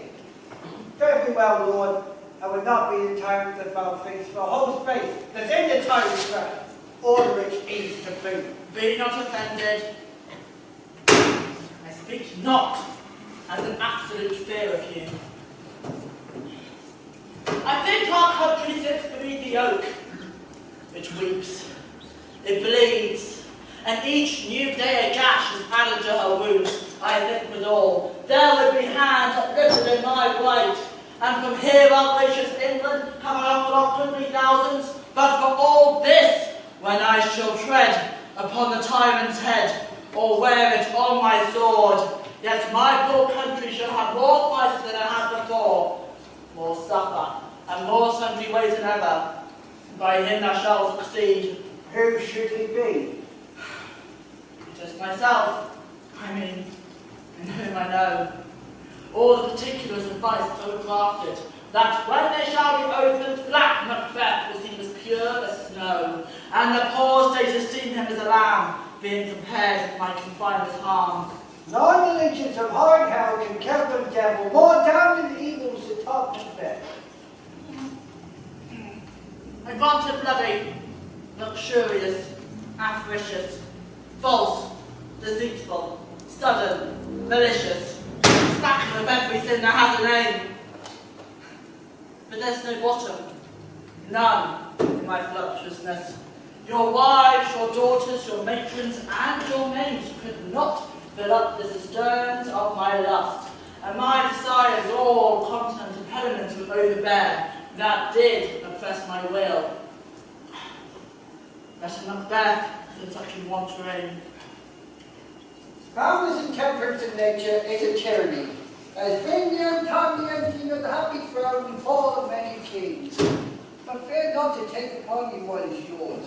You may convey your pleasures in the spacious plenty, and yet in cold time you may so hoodwink. There cannot be this vulturity to know how so many of us will to greatness dedicate themselves. I think it's so inclined. With this note rose, in my most ill-composed affection, such a staunch as a frisk, that were I king, I should cut off the nobles for their lands, desire his jewels and this other's house, and my more having would be as a source to make me hunger more, that I should forge quarrels unjust against the good and loyal, destroying them for wealth. This avarice sticks deeper and grows in more pernicious root in Somerset lust, and in the sword of our slain kings. But fear not, Scotland have voices enough to fill the world with their own. Always a portable of other graces, Wade. But I have none. The kings becoming graces as justice, verity, temperance, stableness, bounty, mercy, perseverance, lowliness, devotion, courage, patience, fortitude. I have no relish of them but abound. In every division of each several crime acting in many ways. Had I power, I should pour the sweet milk of concord into hell. Pour the universal peace, confound all unity on earth. Oh, Scotland! Scotland! If such a one be fit to govern speak, I am as I have spoken. Fit to govern? No! Not to live! O nation miserable with an untitled tyrant bloody sceptre. When shall thou see my wholesome days again, since the truest issue of my throne by his own institution stands accursed as a blaspheming breed? My royal father was the most sainted king. The queen bore me more honor than me than honor thing done every day she lived. Fare thee well. These evils thou have pierced upon myself have banished me from Scotland. My breast, my hope ends here. Doth this noble passion, child of integrity, hath from my soul, wipe the black scruples, reconcile my thoughts to thy good truth and honour. Devilish Macbeth, by many of these traitors had sought to win me into his power, and modest wisdom plucks me from over-credulous haste. But God above, deal between thee and me. For even now I put myself in thy direction, and unspeak mine own detraction. Here endure the taints and blames I laid upon myself from strangers to my nature. I am yet unknown to woman. Never was forsworn, scarcely have coveted what was mine own. At no time broke my faith, would not betray the devil to the fellow in delight, no less the truth than life. My first false speech, does it call myself?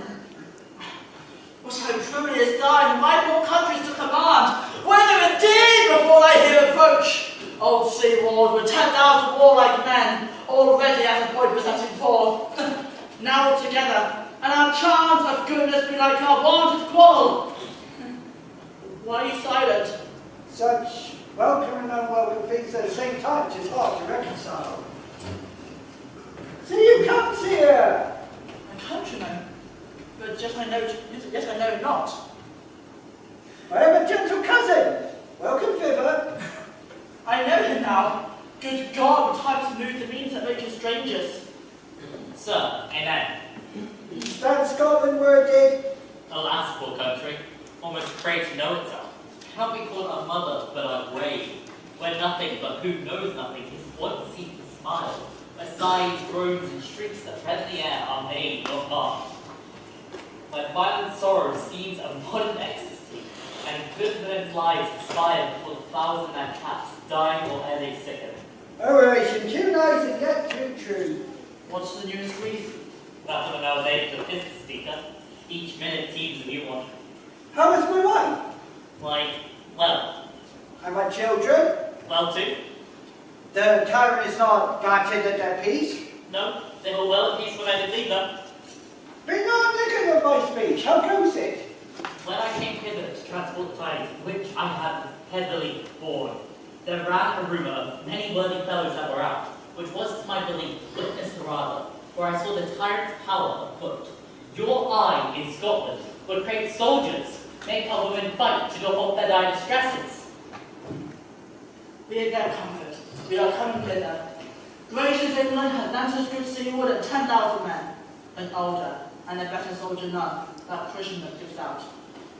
But would I could answer this comfort with the like, but I have words that we held out in the desert air where the hearing should not latch them. What concern they?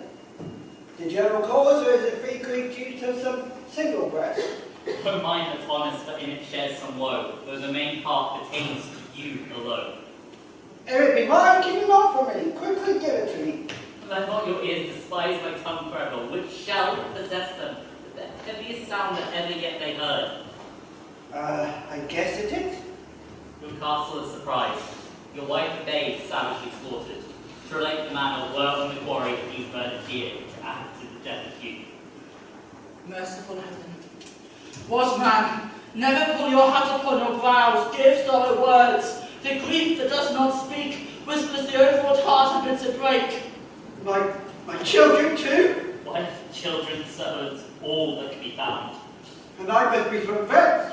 My wife killed too? I have said, Be comforted. Let's make us medicines of our great revenge to cure this deadly grief. He has no children. All my pretty ones. Did you say all? Oh, how kind! All my pretty chickens and the down wolf We're disputed like a man! I'll do so. But I must also feel as a man. I cannot remember such things that were more precious to me. Did heaven look on and would not take their part? So far my done. They all struck down for me. Not that I have not for their own demerits, but for mine both thought on the soul. Heaven rest them now. Be this direction of your sword. Let grief convert to anger. Blood, not the heart. Enrage it! Oh, I could play a woman with mine eye, or a braggart with my tongue. But to know heaven's cut forth all intermissions.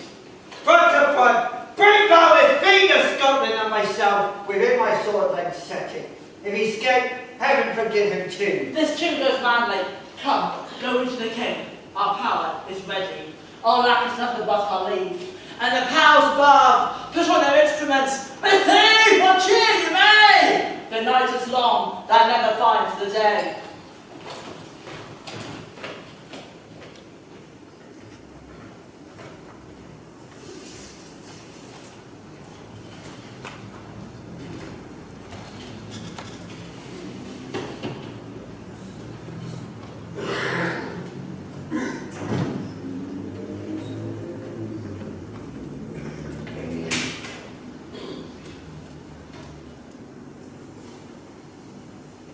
I have 2 nights watched with you, but can perceive no truth in your report. When was it she last walked? Since His Majesty went into the field, I have seen her rise from her bed, throw her nightgown upon her, take forth paper, fold it, write upon it, read it, afterwards seal it, and again return to bed. Yet all this was still in most vast sleep. A great perturbation of nature, to receive at once the benefits of sleep and do the effects of watching. In her slumbery agitation, besides her walking and other actual performances, what at any time have you heard her say? That, sir, which I will not report after her. You may to me, and 'tis most meet you should. Not you, nor anyone, having no witness to confirm my speech. Look, here she comes. This is her very guise, and upon my life, fast asleep. Observe her. Stand close. How came she by that light? Why, it stood by her. She is light by her continually. 'Tis her command. And her eyes are open. Aye, their senses shut. What is it she does now? See how she rubs her hands. 'Tis an accustomed action, for her to seem thus washing her hands. I have known her to continue in this a quarter of an hour. Yet he is a spot. Hark, she speaks. I will set down what comes from her to satisfy my remembrance more strongly. Out, damn spot. Out, I say. 1, 2. Okay then, 'tis time to do it. Hell is murky. 505, a soldier and a beard. What need we fear? Who knows it? When none can call our power to account. Yet, who would have thought the old man to have so much blood in him? Do you mark that? The sailor's wife had a wife. Where is she now? Or will these hands never be clean? No more of that, my lord, no more of that. You mar this all with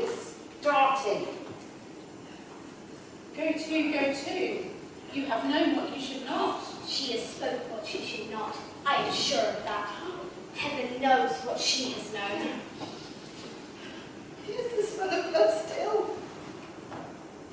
All the perfumes of Arabia will not sweeten this little hand. Oh,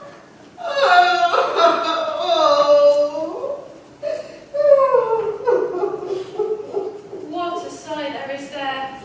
Her heart is sorely charged.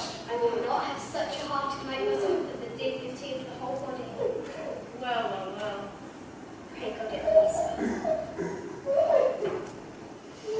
This disease is beyond my practice. Yet I have known those who have walked in their sleep and died regularly in their beds. Wash your hands. Put on your nightgown. Look not so pale. Until you get again. Banquo's buried. He cannot come out on's grave. Even so. To bed. To bed. Oh, there's knocking at the gate. Come, come, come. Come, give me your hand. What's done cannot be undone. To bed. To bed. To bed.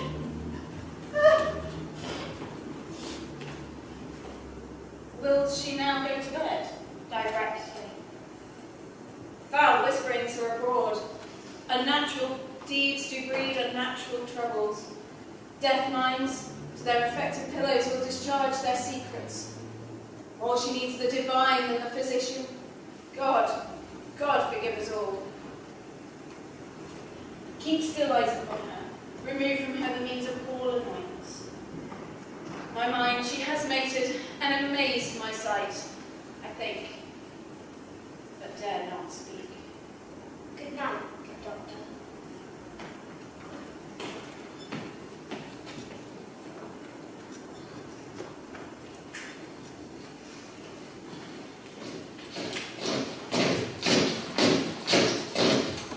The English power is near, led by Malcolm, his uncle Seward, and the good Macduff. Revenge is burning them for their dear causes. Would do the bleeding of the Brixham arm excite the mortified man. Near Burnham Woods they are coming. That way we shall meet them. Who knows if Don may be with his brother? Oh, for certain, sir, he is not. I have a file of all the gentry. There is Seward's son and many unrough youths who even now do contest their person's manhood. What does the tyrant? Oh, great Dunstan he strongly fortifies. Some say he's mad. Others, that lesser hate him, do call it valiant fury. But for certain, he cannot buckle his distempered cause within the belt of rule. Now, does he feel his secret murders sticking upon his hands? Now, minutely revolts upbraid his faith reach. Those he commands move only in command, nothing in love.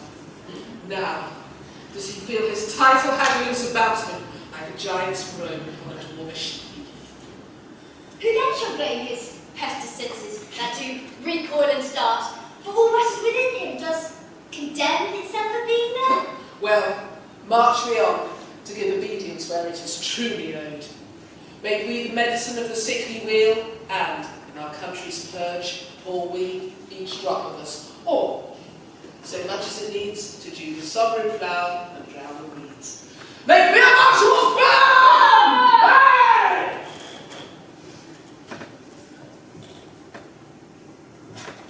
Ah! Bring me no more reports. Let them fly all. Till Burnham Wood removed to Dunstan, and I do not taint with fear. Was it not born of woman? The spirits that know all mortal consequences have pronounced me thus. Fear not, Macbeth. No man that's born of woman shall e'er have power upon thee. Then fly on things and mingle with the English epicures. The mind I sway by and the heart I bear shall never sag with doubt, nor shake with fear. The devil damn thee black. Thou cream-faced blue, where goest thou that goose? As a thousand say. Gaze, villain! English soldiers say. Go prick thy face and overread thy fear, thou lily-livered boy. What? Soldiers, perhaps. Dead? Of thy son? Those linen cheeks of thine are countless to bear. What? Soldiers, please.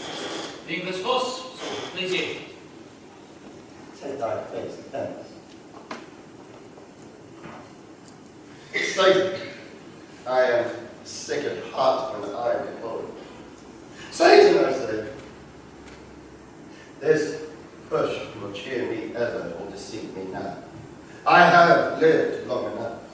My way of life has fallen into the sear of the yellow leaf, and that which should accompany old age as honor, love, obedience, truths of friends, I must not look to have, but in their stead, curses, not loud but deep, mouth on a breath, which the poor heart would fain deny and dare not. Silence! What, my gracious pleasure? What news more? What has been reported has been confirmed, sir. I'll fight, till from my bones my flesh be hacked. Give me my number. Tis not needed here. I'll put it on. Send out more horses, skirm the country round, hang those that talk of fear. Give me my number.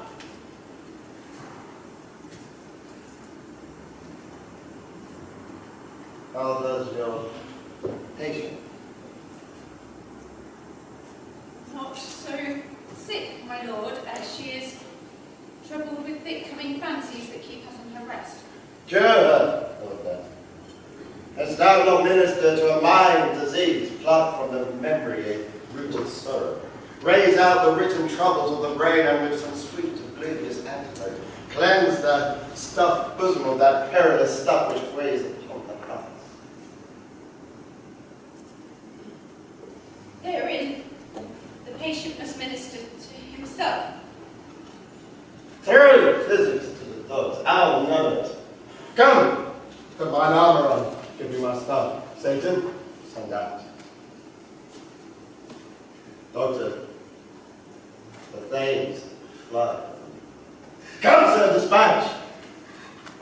If thou couldst, doctor, cast the water of my land, find her disease and purge it with sound and pristine health, I would applaud thee to the very echo that should applaud again. Bring it off, sir! What rhubarb, senna, or what purgative drug would scour the English hence? Hearest thou of them? Aye, my good lord, your royal preparation makes us hear something. Bring it up to me. I will not be afraid of death and pain till burn and wound comes to Dunsinane.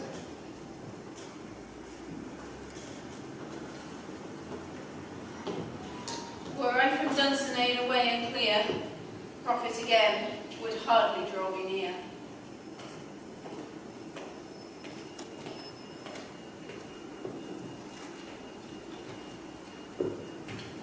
Cousins, I hope the days are near at hand that Chambers will be safe. We doubt it, nothing. What wood is this before us? The wood of Burnham. Let every soldier who him down bow and then before him. Thereby shall we tell the numbers of our host and make discovery, earn report of us. It shall be done. We learn no other, but the confident tyrant keeps still in Dunsinane, and will endure our setting down before it. 'Tis his main hope, for where there is a fire to be given, both more and less have given him the revolt, and none serve with him, but constraining things whose hearts lapse too. Thou just enter the tender true event, and put me on industrious soldiership. The time approaches that will, with due decision, make us know what we shall say we have and what we owe. Thoughts speculative, their unsure hopes relate, but certain issue strokes must arbitrate, towards which advance the war!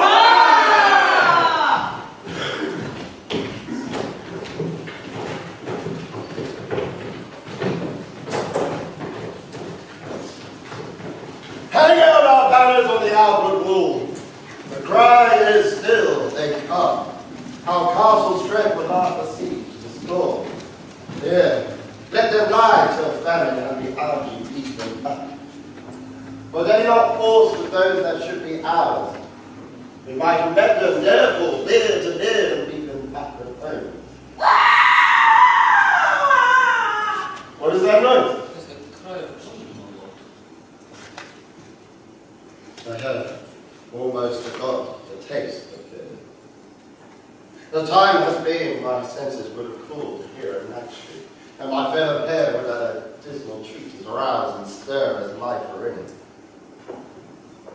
I have supped full with horrors. Dying is familiar to my slaughterous thoughts, but not once started.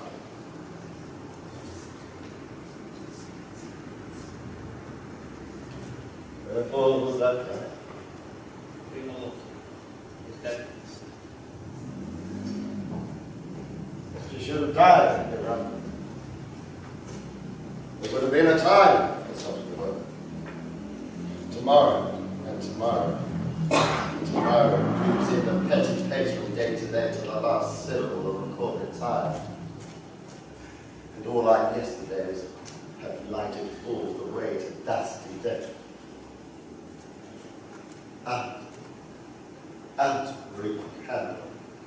Life's but a walking shadow. A poor player that struts and frets his hour upon the stage and then is heard no more. It is a tale told by a being, full of sound and fury, signifying nothing. Thou comest to use thy tongue. Thy story. This is my word. Report. Yes, all. I'm not here to do it. Well, say. As I did my work on the hill, but was burning, and anon, but the wood began to move. And slay! Spare me half if it be so. Neil, 3 miles in this direction. I see a moving home. If thou speakest false, upon the next street shalt thou hang alive till famine cling thee. If thou speakst be sooth, I care not if thou does for me as much. I pull in resolution and begin to doubt the equivocation of the fiend that lies like truth. Fear not till bearer word do come to Dunstable, and now a word comes to Dunstable. Arm and out. In this which he avouches does appear there is nor flying hence, nor tarrying here. I begin to be aweary of the sun, and wish the estate of the world were now undone. Ring the alarm bell! Blow, wind, come, ring! And these will die. With harness no longer!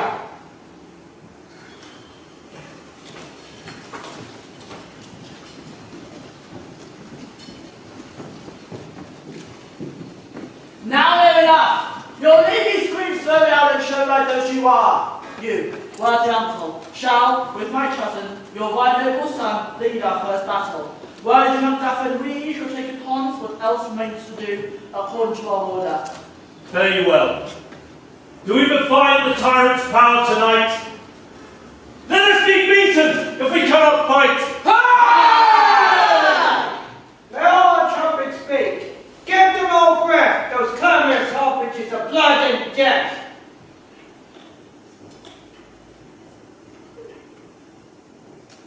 They have tied me to a stake I cannot fly, but bare life I must fight the cause.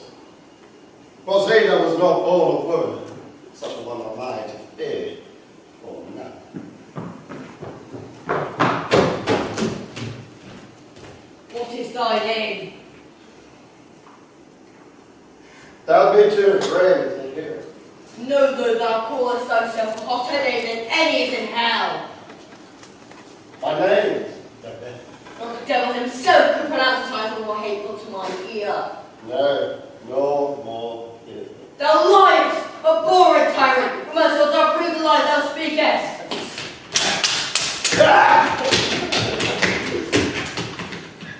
Thou was born of woman! But swords I smile, weapons bound to scorn. Brandished by man as old a woman. Burn! There are the noises. Tyrant! Show thy face! If thou be slain and with no stroke of mine, my wife and children's ghosts will haunt me still. I cannot strike it, wretched curves his arm through high bare stain. Here, thou Macbeth, or else my sword with an unbadged edge I sheathe again undeeded. therefore should be. By this great cloud of wondrous grace and hope seems booty. Let me fight in fortune, or more I beg not. This way, my lord. The castle's gently ready. Tyrants people on both sides do fight. The noble thanes do bravely in the war. The day almost itself professes yours, and little is to do. We have met with foes that fight beside us. Enter, sir, the castle.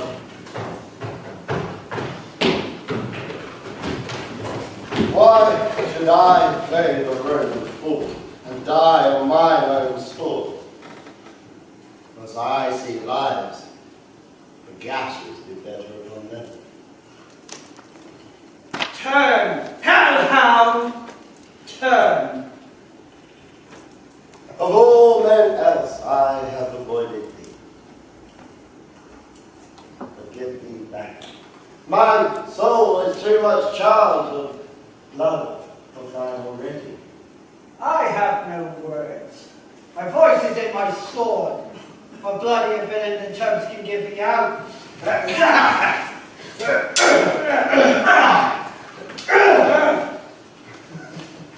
Thou losest labour, as easy mayest thou the entrenching air with thy king's sword in present make me bleed. Let thy blade fall on vulnerable crest. I bear a charged life, which must not yield to one woman born. Who despair thy charm? And let the angel who thou still his service tell me, Macbeth was from his mother's womb, untimely rift. Cursed be that tongue that tells me so, for it had come my bed pardon back. These juggling fiends no more believe. And halted with us is both sent. But keep the word of promise to our dear, and bring it to our hope.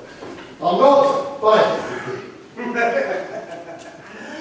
Then yield me, coward, and live to be the show and gaze of the time.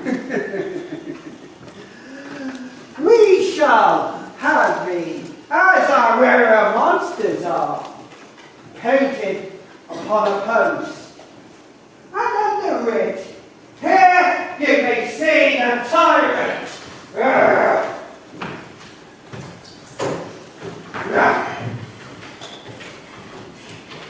I will not yield to kiss the ground my young Malcolm's feet.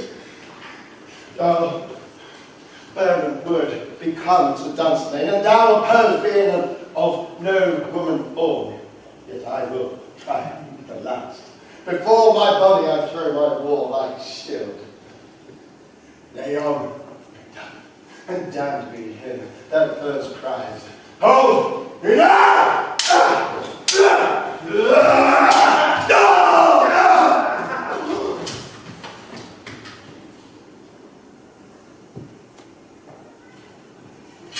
I want to thank you for safe alive. Some must go off. And yet by these I see, so great a day as this is cheaply bought. Macduff is missing, and a noble son. Your son, my lord, has paid a soldier's debt. He lived only but till he was man, for which no sooner had his prowess confirmed in an unshrinking station where he fought. But like a man, he died. Then he is dead? Aye, and brought off the field. Your cause for sorrow must not be measured by his worth, then it hath no end.